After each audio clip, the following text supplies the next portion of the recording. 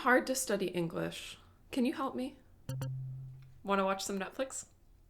Sure. But I'm easy to fall asleep while watching Netflix on the couch. Hey, are you okay? I'm fine. I just saw a sad movie. I'm easily to cry during sad movies. Hey there. It's Indiana, and you're watching Indiana's English Lounge. The mistakes that you just saw are very common, especially among my students from a Japanese or Mandarin language background. Let's go through them together and figure out how we can say them naturally and correctly. First, let's take a look at some common adjectives.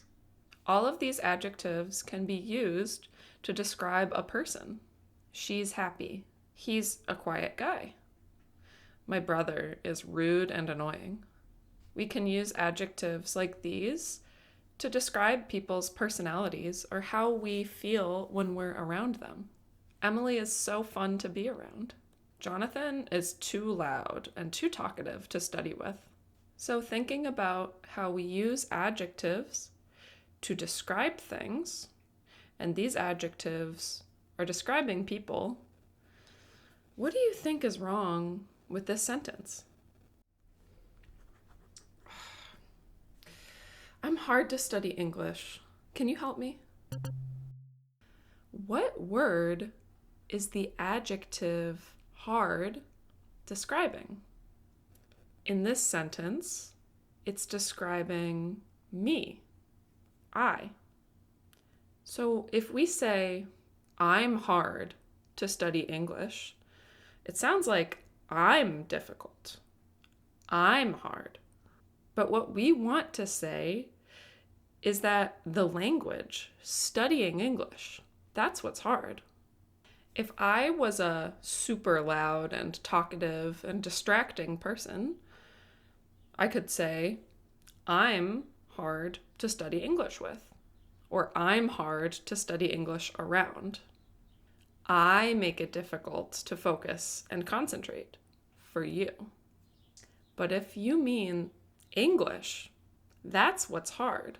English, the language, is difficult to study. Then we shouldn't say it like this. So how can we change this sentence? This is my suggestion. It's hard for me to study English. We can show our opinion by using the dummy subject it plus to with the infinitive of a verb or the ing form. It's also a good idea to add for me to show that this is my personal opinion. This is an experience that I have. Here's another example. I'm fun to travel. I'm not a country, a town. You can't travel me, but you could say, I'm fun to travel with. I always have good ideas about places to go. I'm willing to try new things. I'm fun to travel with. But if you want to say, traveling is fun, that's your opinion, then we should say, it's fun to travel, or it's fun for me to travel. Okay, let's look at the second example. Want to watch some Netflix? Sure. But I'm easy to fall asleep while watching Netflix on the couch. Am I easy? Do I make the other person want to fall asleep? No. What I want to say is I might fall asleep when we watch a movie. It happens a lot. Once I snuggle up on the couch, suddenly I'm asleep. So for this sentence, we can use the same pattern as before. It's easy for me to fall asleep while watching Netflix on the couch. Another option, though, is we could use the adverb form of easy, easily. Now remember, if you use an adverb, that's going to describe a verb, adjective, or another adverb. So we should form the sentence like this. I fall asleep easily while watching Netflix on the couch. A third option would be let's get rid of easy and use the verb tend to, which shows a habit or a tendency. I tend to fall asleep while watching Netflix on the couch. Okay, let's move to the last example. Hey, are you okay? I'm fine. I just saw a sad movie. I'm easily to cry during sad movies. In English, can we use an adverb to describe a noun like the subject I? No. Adverbs describe verbs, adjectives, or other adverbs. So for this sentence, we can switch it to, it's easy for me to cry during sad movies.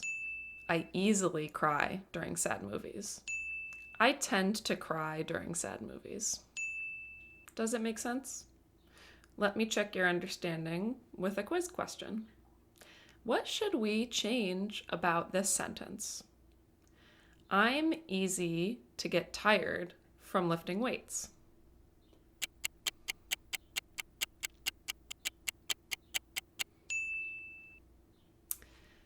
I'm not easy, but lifting weights, that often makes me tired.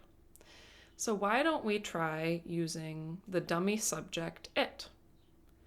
It's easy for me to get tired from lifting weights. Another option would be to use the adverb. I easily get tired from lifting weights. Another option would be to use tend to. I tend to get tired from lifting weights. Okay, bonus question. How can we change this one? I'm hard to give presentations.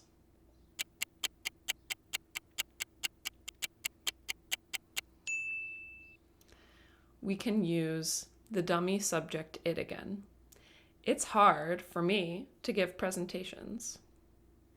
But here is a trick. Can you say, I hardly give presentations? Actually, that has a different meaning.